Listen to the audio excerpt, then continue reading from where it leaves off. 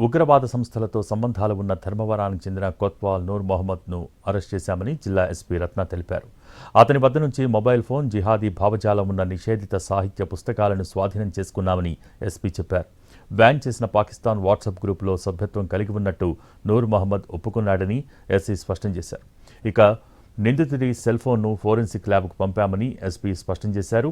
నిందితుడికి court 14 రోజుల పాటు remand విధించినట్టు SP తెలిపారు.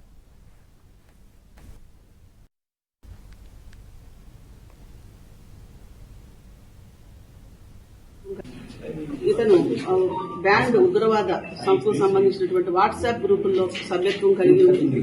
ఆ సమాచారాన్ని ప్రతిరోజు అబ్జర్వ్ చేస్తూ దాన్ని డౌన్లోడ్ కూడా చేసి బుక్ రూపంలో కూడా ప్రచురించుకుని తన రూమ్ లో పెట్టుకోవడం జరిగింది.